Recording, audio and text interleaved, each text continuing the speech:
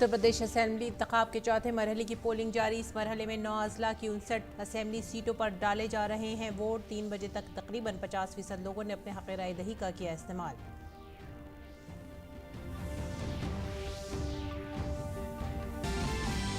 UP में अगले 3 मरहलों के लिए तशहीरी मुहिम जारी। वजीर आजम ने कौशाम्बी और बाराबंकी में रैलियां करके बीजेपी उम्मीदवारों के हक में मांगे वोट। पार्टी के सीनियर लीडर जेपी नड्डा और राजनाथ सिंह ने भी की रैलियां। समाजवादी पार्टी, बहुजन समाज पार्टी और कांग्रेस के स्टार कैंपेनरों ने झोंकी अपनी पूरी ताकत।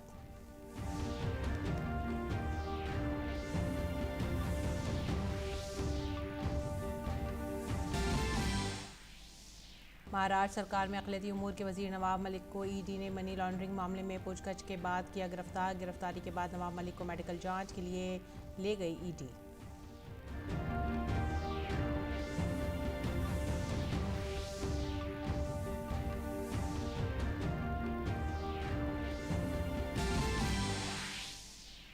और यूरोपियन यूनियन के अरकान रूस के खिलाफ पाबंदियों पर मुत्तफिक। जर्मनी ने रूस की नॉर्ड स्ट्रीम 2 गैस पाइपलाइन की तस्दीक के अमल पर लगाई रोक। रूस ने मगरबी पाबंदियों को करार दिया गैर कानूनी।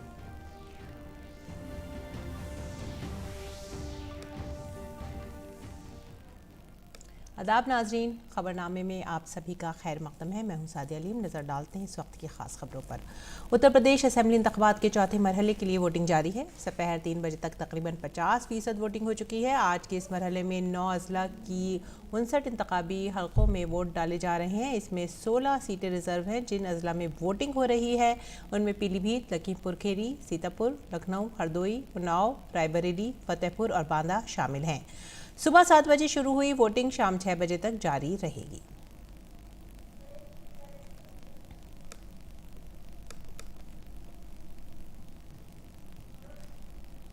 और आवाम से लेकर सियासी जमातों के बड़े रहनुमा भी वोट डालने पहुंच रहे हैं।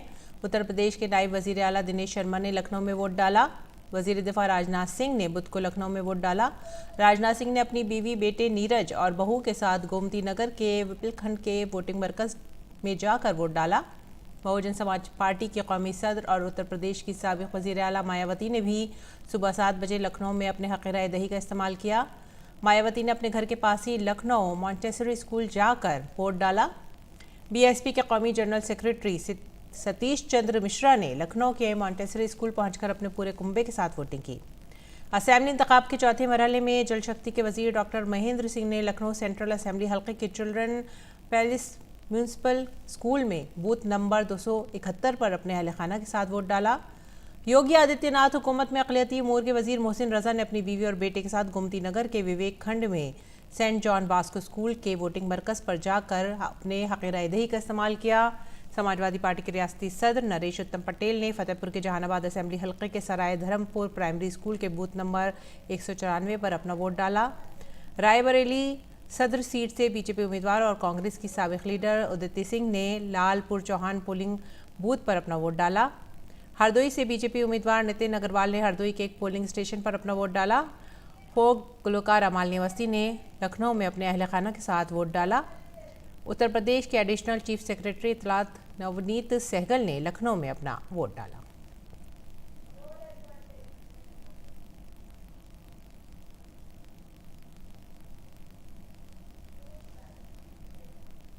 और वज़ीर आज़म नरेंद्र मोदी ने बाराबंकी में इंतखाबी रैली से खिताब करते हुए अपोजिशन की शदीद नुक्ताचीनी की।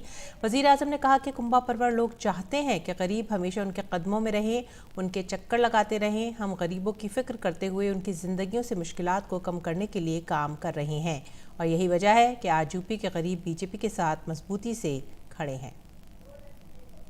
घोर परिवारवादी चाहते हैं कि गरीब हमेशा उनके चरणों में रहे, उनके ही चक्कर लगाता रहे।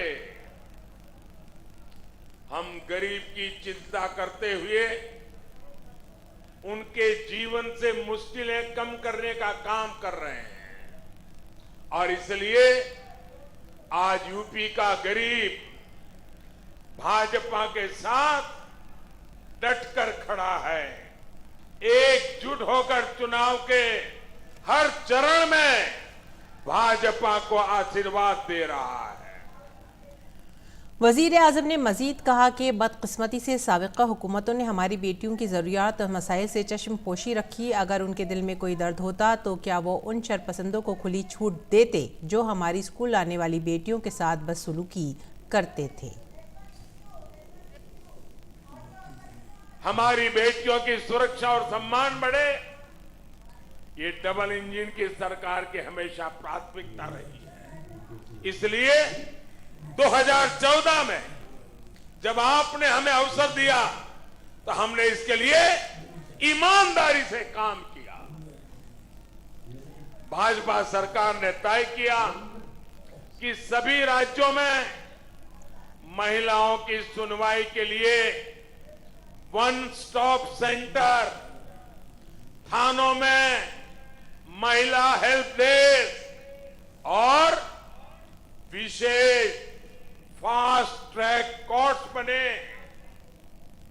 वज़ीर आज़म ने कहा कि हमने न सिर्फ पुलिस में बेटियों की शिराकतदारी को बढ़ाया है बल्कि हम CRPF, BSF जैसे नीम दस्तों और फौज में भी बेटियों के किरदार को बढ़ा रहे हैं। 6 से 7 साल पहले हमारे मुल्क में ख़वातीन पुलिस एहलकारों की तादाद सिर्फ 1.10 लाख थी। अब ख़वातीन पुलिस एहलकारों की तादाद 2.25 लाख से तजावुज़ कर गई है। 6-7 साल पहले हमारे देश में महिला पुलिस कर्मियों की संख्या सिर्फ 1,10,000 थी। मैं पूरे देश की बात बताता हूं।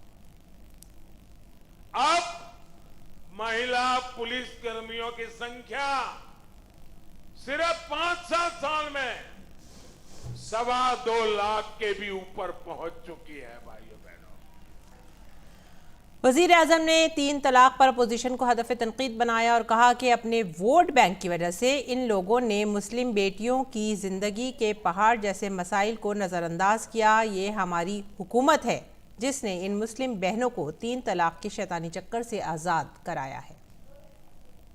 वोट बैंक की वजह से इन लोगों ने मुस्लिम बेटियों के जीवन की पहाड़ जैसी दिक्कतों को देखने की भी फुर्सत नहीं थी, नजरअंदाज कर दिया।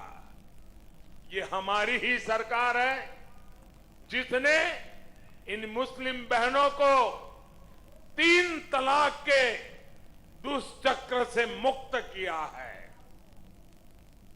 वज़ीर आज़म नरेंद्र मोदी ने कौशाम्बी में इंतखाबी रैली से खिताब करते हुए हिज़्ब इख्तिलाफ को तनकीद का निशाना बनाया। वज़ीर आज़म ने कहा कि पहले की हुकूमतों में गरीबों का खाना अनाज माफियाओं के पास पहुंच जाता था। दुकान के सामने कब राशन तकसीम करने की तारीख लिखी और कब राशन ख़त्म हो गया, एक भी गरीब को पता नहीं चलता था।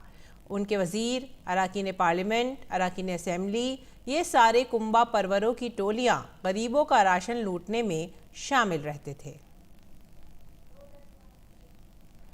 पहले की सरकारों में राशन की दुकानों से गरीब के लिए भेजा गया अनाज राशन माफिया के पास पहुंच जाता था। दुकान के सामने कब राशन बांटने की तारीख लिखी गई, कब राशन खत्म हो गया, एक गरीब को पता ही नहीं चलता था। गोर परिवारवादियों के दलाल गरीब का राशन उसे भी लूट लेते थे। यहां तक कि उनके मंत्री, उनके सांसद, उनके विधायक, ये सारे परिवारवादी टोलियां ये गरीबों का राशन लूटने में शामिल रहते थे। वज़ीर आज़म ने मज़ीद कहा कि आपने कोरोना के दौर में कुछ मौसमी लीडरों को देखा होगा। जब इलेक्शन आया तो आ गए, इलेक्शन हो गए तो बैरून मुल्क चले गए। जब लोग वबा इमराज से परेशान थे तो वो गायब थे। इलेक्शन आया तो घर से बाहर निकल आए। ये लोग उत्तर प्रदेश के लोगों को वैक्सीन लगवाने के खिलाफ उकसाते रहे हैं और जब उनकी बारी आई तो उन्होंने खामोशी से वैक्सीन लगवा ली। उत्तर प्रदेश के अवाम ऐसे मौसमी लीडरों को अच्छी तरह पहचानते हैं। जब लोग महामारी में परेशान थे तो वो गायब थे, चुनाव आया तो घर से बाहर निकल आए। ये लोग यूपी की जनता को वैक्सीन लगवाने के खिलाफ भड़काते रहे और जब अपनी बारी आई तो चुपचाप वैक्सीन लगवा ली। ऐसे मौसमी नेताओं को यूपी की जनता पूरी तरह पहचानती है। और बीजेपी के सीनियर लीडर और उत्तर प्रदेश के वजीर आला योगी आदित्यनाथ ने अमेठी के तलोई में एक जलसा आम में समाजवादी पार्टी को शदीद तनकीद का निशाना बनाया। उन्होंने कहा कि समाजवादी पार्टी का पहला फैसला दहशतगर्दों के लिए वक्फ था। पहला निर्णय इस समाजवादी पार्टी का आतंकवादियों के लिए समर्पित था, चाहे वह आतंकवादी अयोध्या पे हमला करने वाले रहे हो, संकट मोचन मंदिर पर हमला करने वाले रहे हो। संकट मोचन मंदिर पर जब हमला हुआ था 28 निर्दोष लोग मारे गए थे। लखनऊ, वाराणसी और अयोध्या की कचहरियों पर हमला हुआ था, 15 से ज्यादा वकील मारे गए थे। गोरखपुर में, कानपुर में, बिजनौर में सीरियल ब्लास्ट हुए थे। रामपुर में सीआरपीएफ कैंप पर हमला हुआ था और इन सभी आतंकी हमलों के लिए जिम्मेदार आतंकवादियों के मुकदमों को समाजवादी पार्टी ने वापस लेने का कार्य किया था। मरकजी वजीर और बीजेपी रहनुमा अनुराग ठाकुर ने कहा है कि पहले से चौथे मरहले तक समाजवादी पार्टी की लिस्ट में जराइम पेशा अफराद और माफिया ही नजर आते थे, अब दहशतगर्दों से भी राब्ता नजर आता है। उत्तर प्रदेश की हिमजहत तरक्की हुई है और आवाम तरक्की की रफ्तार को आगे बढ़ाना चाहते हैं। यूपी का यही है जनादेश, नहीं आ रहे अखिलेश। डबल इंजन की सरकार उत्तर प्रदेश फिर चाहती है और मैं तो कहूंगा चौथे चरण के बाद यूपी का यही है जनादेश, नहीं आ रहे अखिलेश, नहीं आ रहे अखिलेश। अखिलेश जी का तो कहना है कि वो पहले शतक लगा चुके थे, चौथे चरण में तो डबल सेंचुरी हो जाएगी। जो हाफ सेंचुरी नहीं लगा पाए वो 7 चरणों के बाद सेंचुरी भी कहां लगाएंगे। पिछली बार का रिकॉर्ड देख लीजिए, इस बार तो करहल भी हार जाएंगे, हिट विकेट हो चुके हैं। जो कहते थे मैं आऊंगा, नॉमिनेशन करूंगा, फिर मतदान करने ही आऊंगा, उनको 4 रातें भी वही बितानी पड़ी, नेताजी को भी लाना पड़ा। यह स्पष्ट दिखाता है कि बैकफुट पर है अखिलेश, नहीं आ रहे अखिलेश, नहीं आ रहे अखिलेश। और मरकजी वजीर गजेंद्र सिंह शेखावत ने डीडी कॉन्क्लेव में कहा कि हुकूमत की कोशिशों से बुंदेलखंड में 20 लाख घरानों को पीने का पानी फराहम करने का काम जारी है। इस मंसूबे का 60% काम मुकम्मल हो चुका है। केवल बुंदेलखंड की यदि मैं चर्चा करूं तो बुंदेलखंड के इन 9 जिलों में 7,862 गांवों में 16,000 करोड़ रुपए लगभग की लागत से 20 लाख हाउस होल्ड तक पीने का पानी पहुंचाने की दिशा में काम शुरू हुआ।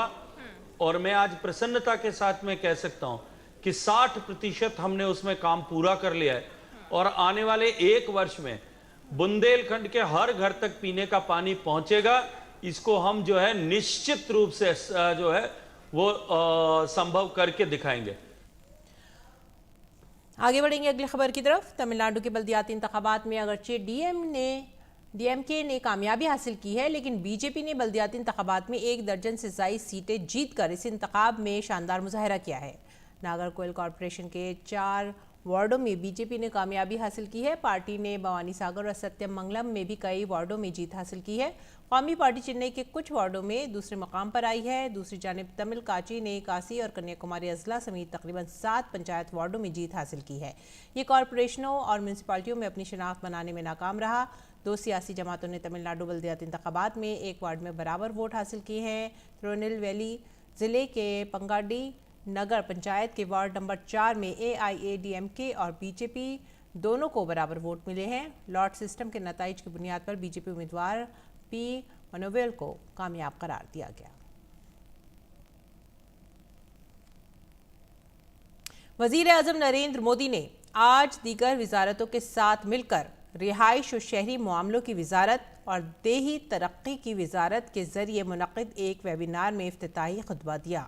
ये प्रोग्राम मरकजी बजट 2022-23 में ऐलान करदा पहलुओं के मौसर नफाज के तरीक़ों पर गुफ्तगू करने के लिए लिविंग नो सिटीज़न बिहाइंड उन्वान से सरकार के जरिए ऐलान करदा वेबिनार की सीरीज़ का एक हिस्सा है। वेबिनार से खिताब करते हुए वज़ीर आज़म ने कहा कि साबिक़ा 7 सालों में मरकज़ के ज़रिए चलाई गई स्कीमों के 100% अहदाफ को हासिल करने का वक्त है। बीते 7 साल हमने देश के हर नागरिक, हर क्षेत्र के सामर्थ्य को बढ़ाने के लिए निरंतर प्रयास कर रहे हैं।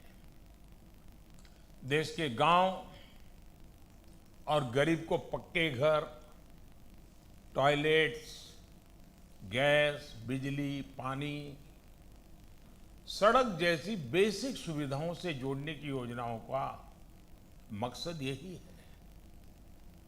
देश ने इनमें बहुत सफलता भी पाई है, लेकिन अब समय है इन योजनाओं के सैचुरेशन का,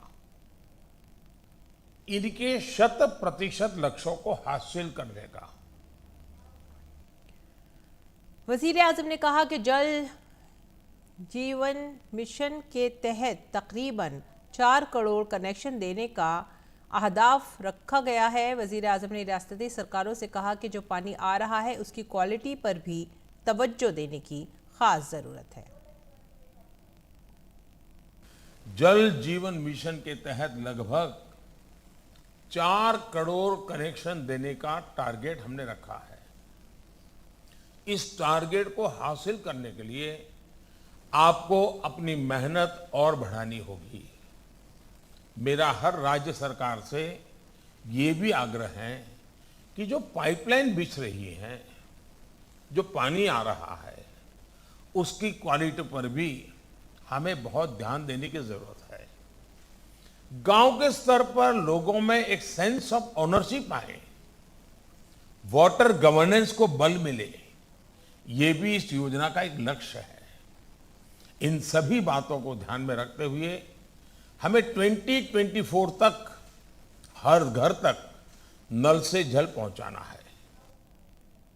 और वज़ीर आज़म ने कहा कि सेल्फ हेल्प ग्रुप्स के ज़रिए से ख़वातीन की शराकत दारी को मज़ीद तोसी देने की ज़रूरत है। ग्रामीण अर्थव्यवस्था का एक बड़ा आधार हमारी मातृशक्ति है, हमारी महिला शक्ति है। फाइनेंशियल इंक्लूजन ने परिवारों में महिलाओं की आर्थिक फैसलों में अधिक भागीदारी सुनिश्चित की है। सेल्फ हेल्प ग्रुप के माध्यम से महिलाओं की इस भागीदारी को और ज्यादा विस्तार दिए जाने की जरूरत है। वज़ीर आज़म ने उम्मीद जाहिर की कि सरकार की कोशिशों से लिविंग नो सिटीजन बिहाइंड का हदफ हासिल कर लिया जाएगा। इस बजट में घोषित सभी कार्यक्रमों को हम समय सीमा के भीतर कैसे पूरा कर सकते हैं, सभी मंत्रालयों, सभी स्टेक होल्डर्स का कन्वर्जेंस कैसे सुनिश्चित कर सकते हैं, इसको लेकर इस वेबिनार में विस्तृत चर्चा अपेक्षित है। मुझे विश्वास है कि लिविंग नो सिटीजन बिहाइंड का लक्ष्य ऐसे ही प्रयासों से पूरा होगा। और वज़ीर आज़म मोदी ने कहा कि बजट में गाँव के लिए रिहाइश, सड़क समेत डिजिटल कनेक्टिविटी जैसी सभी सहूलियात के लिए इंतजामात किए गए हैं, जिससे कि गाँव में हुनरमंद नौजवानों का एक बड़ा पूल तैयार होगा। इस बजट में सरकार द्वारा सैचुरेशन के इस बड़े लक्ष्य को हासिल करने के लिए एक स्पष्ट रोडमैप दिया गया है। बजट में पीएम आवास योजना, ग्रामीण सड़क योजना, जल जीवन मिशन, नॉर्थ ईस्ट की कनेक्टिविटी, गांवों की ब्रॉडबैंड कनेक्टिविटी, ऐसी हर योजना के लिए जरूरी प्रावधान किया गया है। गांवों की डिजिटल कनेक्टिविटी अब एक एस्पिरेशन भर नहीं है, बल्कि आज की जरूरत है। ब्रॉडबैंड कनेक्टिविटी से गांवों में सुविधाएं नहीं मिलेगी, बल्कि ये गांवों में स्किल्ड युवाओं का एक बड़ा पूल तैयार करने में भी मदद करेगा। वजीर आजम नरेंद्र मोदी देही भारत में इदारा जाती तरक्की की नई जुहद कायम करके मुल्क को ज़राअत के शोबे में खुद कफील बनाने की सिमत में काम कर रहे हैं। पीएम मोदी के 2047 के नए भारत के विजन के तनाजुर में आम बजट के इल्तिज़ामात कितने मददगार साबित होंगे, इस मौजू पर हमारे नुमाइंदे ओपी यादव ने साबिक मरकजी वजीर सियाहत के जे अल्फांसो से बात की। प्रधानमंत्री नरेंद्र मोदी भारत को आत्मनिर्भर बनाकर भविष्य की उभरती हुई वैश्विक आर्थिक महाशक्ति बनाने की ओर अग्रसर है। पीएम मोदी की संकल्पना 2022 के आम बजट में साफ तौर पर देखी जा सकती है। बजट के क्या मायने और बजट से भविष्य में किस तरह की संकल्पना देश में देखने को मिलेगी, इस विषय पर बात करने के लिए हमारे साथ मौजूद है पूर्व केंद्रीय पर्यटन मंत्री के.जे. अल्फोंस। आम बजट 2022 प्रधानमंत्री के 2047 के संकल्पों की जो संकल्पना है उसका एक आईना है। किस तरह देखते हैं आम बजट को? से बजट ये 50 साल को आगे देखकर हम किधर पहुंचना है उसका पहले स्टेप तो लिया है। हमारे इकोनॉमी का फंडामेंटल्स, माक्रो इकोनॉमिक फंडामेंटल्स कैसे हैं? एक, हमारा ग्रोथ रेट तो 9.2% है, ये बहुत अच्छा है। हमारा मेन फोकस है इंफ्रास्ट्रक्चर और गरीबों के लिए हम काम करना है हमारा मेन फोकस। और अर्बन हाउसिंग के लिए, पुअर लोगों के लिए, गरीब लोगों के लिए हाउसिंग बनाने के लिए 48,000 का इन्वेस्टमेंट भी है। 80 लाख गरीबों को आवास देना, 60 लाख नौकरियां देना, बहुत सारे ऐसे काम हैं जो ग्रामीण भारत में संस्थागत विकास करने के साथ साथ खुशहाली की एक नई बयार लाने वाले हैं। दो काम है इसमें। हम देखिए, ये कोविड का टाइम में 2 साल में हम भारत में 80 करोड़ लोगों को हम तो फ्री खाना गवर्नमेंट ऑफ इंडिया मोदी सरकार दिया है। ये 80 करोड़ 2 साल दिया है और अगले साल के लिए हम तो 2.73 लाख करोड़ उसका सेटअप किया है। तो कृषि में नई तकनीक को अपनाना, drone agriculture, digital agriculture, agri universities को बढ़ावा देना, गंगा किनारे 5 किलोमीटर में ऑर्गेनिक फार्मिंग को बढ़ावा देना, तमाम तरह के नवाचार कृषि क्षेत्र में देखने को मिले। हमारा मेन फोकस है फार्मर्स। इस साल में हमारा एग्रीकल्चर का, कृषि का ग्रोथ हुआ है 3.9% ग्रोथ हुआ, बहुत अच्छा है। और इसके लिए हम इरिगेशन के लिए अभी तो नया नया टेक्नोलॉजी डाला है, ड्रोन यूज़ कर रहा है। हमारा इंश्योरेंस प्रोग्राम, प्रधानमंत्री फैसला वो प्रोग्राम, वो भी बहुत अच्छा कवरेज मिल रहा है। अभी तो फार्मर्स को पैसा मिल रहा है। आम बजट 2022-23 में न केवल देश के गांव, गरीब और किसानों के कल्याण और विकास की प्रतिबद्धता दोहराई गई है, बल्कि देश में संस्थागत विकास होने से भारत को भविष्य की उभरती हुई वैश्विक आर्थिक महाशक्ति बनाने के साथ प्रधानमंत्री नरेंद्र मोदी के 2047 के नए भारत की संकल्पना को साकार करने का काम भी सामने आया है। मेरे से कैमरामैन राजेश रिक्की के साथ मोपी यादव, डीडी न्यूज, दिल्ली।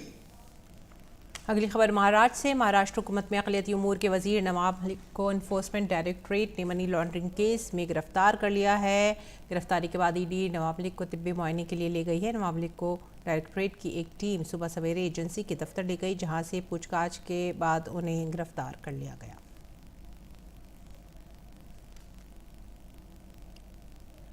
मुल्क आज़ादी के 75वें साल में आज़ादी का अमृत महोत्सव मना रहा है। इस ज़िम्न में वज़ारत ख़ारजा 23 फरवरी से 27 फरवरी तक आज़ादी का अमृत महोत्सव हफ्ता मना रहा है। ये तारीख में पहली बार हुआ है कि मुमताज़ भारतीय कारीगरों की दस्तकारी की नुमाइश का ख़ास तौर से एहतमाम किया गया है। तकरीबन 70 से 75 गैर मुल्की मिशनों के सरबराहान और कुछ भारतीय मोअज़्ज़िज़ीन की मौजूदगी में वज़ीर मुमलिकत बराए उमूर ख़ारजा और सक़ावत मीनाक्षी लेखी ने ICCR की 23 से 25 फरवरी तक चलने वाली बीकानेर हाउस नई दिल्ली में 3 रोज़ा दस्तकारी मेले का इफ्तिताह किया, जिसमें भारत की 11 रियासतों के 22 कारीगर हिस्सा ले रहे हैं।